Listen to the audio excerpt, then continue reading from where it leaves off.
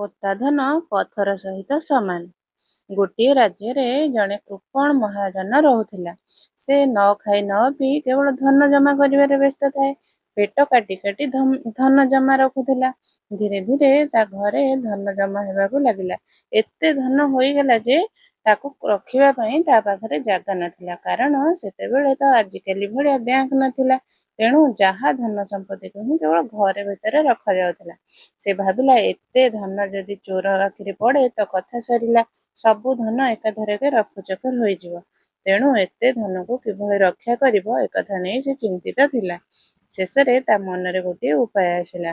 ସେ ନିଜର ସବୁ ଧନ ସମ୍ପତ୍ତିକୁ ବିକ୍ରି କରି ଗୋଟିଏ ମୂଲ୍ୟବାନ ହୀରା କିଣିଲା ଏବଂ ମନରେ ଟିକେ ସନ୍ତୋଷ ପ୍ରକାଶ କରି ଭାବିଲା, ଯାହା ହେଉ ଚିନ୍ତା ଗଲା। ତେଣୁ ଚୋର ଆଉ କଣ ଚୋରି କରିବ ଯେ ତା ପାଖରେ ଅଛି। ଚୋର ଏଭଳି ଜିନିଷକୁ ଚୋରି କରେ ଯାହା ତା ଆଖିରେ ଦେଖା ଦେଇଥାଏ। ବର୍ତ୍ତମାନ ତ ସେମିତି ଆଖି ଦୃଶିଆ ଜିନିଷ କିଛି ତା ପାଖରେ ନାହିଁ। ତେବେ ଆଉ କଣ ଚୋର ଚୋରି କରିବ? ଏଥର ଚିନ୍ତା ପଶିଲା କୃପଣ ମହାଜନର ମୁଣ୍ଡରେ କି ସେ ଏତେ ମୂଲ୍ୟବାନ ହୀରାକୁ କେଉଁଠି ରଖିବ। ବହୁତ ଭାବିଚିନ୍ତି ସେ ସେହି ହୀରାକୁ ନିଜ ଘର ମେଜିଆ ଖୋଳି ମାଟି ତଳେ ପୋତି ରଖିଲା। ହେଲେ କଣ ହେବ, ତା ମନ କୌଣସି କାମରେ ଲାଗୁନଥିଲା। ତେଣୁ ସେ ଅଭ୍ୟାସ କରି ପ୍ରତିଦିନ ସେହି ଗାତ ଖୋଳି ସେହି ହୀରାକୁ ବାହାର କରି ଟିକେ ଟିକେ ଦେଖି ପୁଣି ସେହି ହୀରାକୁ ଗାତ ଭିତରେ ପୁରାଇ ଗାତକୁ ଭଲ ଭାବରେ ବନ୍ଦ କରିଦିଏ। ମହାଜନ ମନେ ମନେ ଭାବିଲା, ଏଭଳି ଜାଗାକୁ ତ ଚୋରମାନେ ଜାଣିପାରିବେ ନାହିଁ। ପୁଣି ଚୋରି ହେବ କେମିତି? ମହାଜନ ପାଖରେ ଜଣେ ସେବକ ଥିଲା। ସେ ଅତି ଚାଲାକ ତଥା ଧୁରନ୍ଧର ଥିଲା। ସେ ସବୁଦିନ ମହାଜନର ଗତିବିଧିକୁ ଲକ୍ଷ୍ୟ କରୁଥିଲା।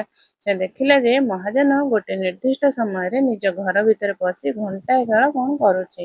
ଏହି କଞ୍ଜୁସ ମକ୍ଷିଚୁସ ଏତେ ଧନକୁ କେଉଁଠି ରଖିଛି ତାର ମଧ୍ୟ କିଛି ଠିକ ଠିକଣା ନାହିଁ। ଏତେ ସମ୍ପତ୍ତିକୁ ଗୋଟେ ଦିନ ଭିତରେ ଏହି ମହାଜନ କୁଆଡ଼େ ଉଭାନ କରିଦେଲା।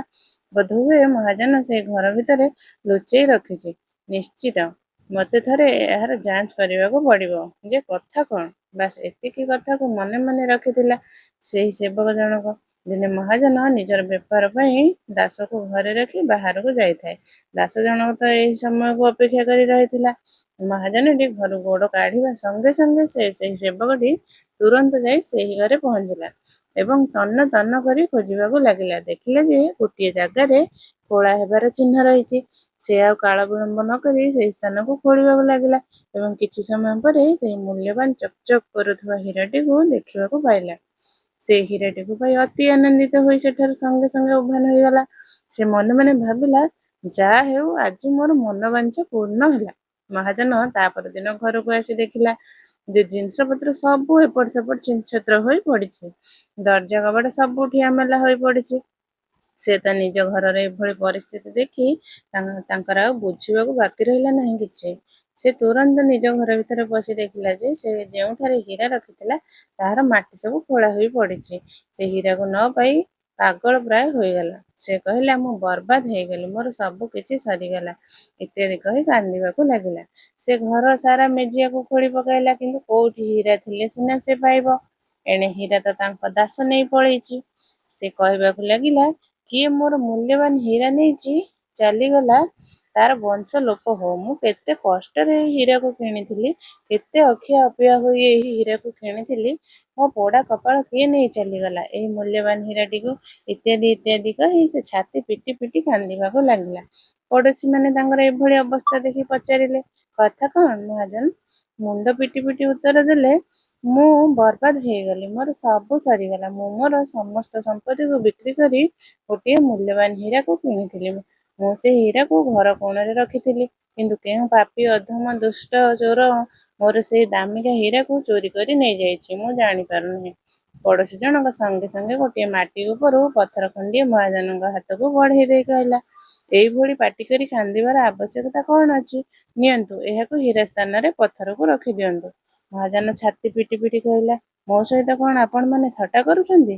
ମୁଁ ଜୀବନ ସାରା ଏତେ ପରିଶ୍ରମ କରି ନ ଖାଇ ନ ପିଇ ପେଟ କାଟି କାଟି ଏହି ମୂଲ୍ୟବାନ ହୀରାକୁ କିଣିଥିଲି।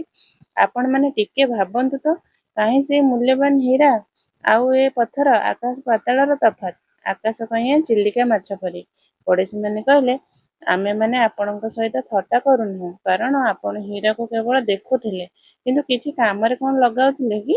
ବର୍ତ୍ତମାନ ହୀରା ବଦଳରେ ଏଇ ପଥର ଖଣ୍ଡିକ ଦେଖନ୍ତୁ। ହୀରା ଭଳି ଏହି ପଥର ମଧ୍ୟ କିଛି କାର୍ଯ୍ୟ ନାହିଁ। ଯେଉଁ ପଦାର୍ଥ ମାଟି ତଳେ ପୋତା ହୋଇ ରହିଥାଏ ତାହାର ମୂଲ୍ୟ ବା କ'ଣ? ଯେଉଁ ଧନ ସମ୍ପତ୍ତି ଆପଣଙ୍କର ଦରକାର ବେଳେ କର୍ମରେ ଆସିବ ତାକୁ ହିଁ ଅସଲି ଧନ କୁହାଯିବ। ଯାହା ଖାଇବା ପିଇବାରେ ସାହାଯ୍ୟ କରେ ତାକୁ ହିଁ ଧନ କୁହାଯିବ। ତେଣୁ ହୀରା କ'ଣ ଖାଇବା ପିଇବାରେ ସାହାଯ୍ୟ କରୁଥିଲା? ତେଣୁ ହୀରା ଆଉ ମାଟିର ପଥର ଖଣ୍ଡ ସବୁ ସମାନ। କାରଣ ମାଟି ଖଣ୍ଡ ମାଟିରେ ରହେ, ହୀରା ମଧ୍ୟ ଏତେ ଦାମିକା ହେଲେ କ'ଣ ହେବ? ସେ ମଧ୍ୟ ମାଟିରେ ରହୁଥିଲା। ତେଣୁ ଯେଉଁ ଧନ କର୍ମରେ ଆସେ ନାହିଁ ତାର ମୂଲ୍ୟ ବା କ'ଣ? ଏଥର ମହାଜନ ବୁଝିଗଲେ ଯେ ମାଟି ତଳେ ପୋତା ଧନ ପଥର ସହ ସମାନ। ଆଜିର କାହାଣୀଟି ଆପଣମାନଙ୍କୁ କିପରି ଲାଗିଲା କମେଣ୍ଟ ମାଧ୍ୟମରେ ଜଣାଇବେ। ରହୁଛି, ପୁଣି ଥରେ ଦେଖାହବ ଆଉ ଗୋଟେ ନୂଆ ଭିଡ଼ିଓରେ। ନମସ୍କାର।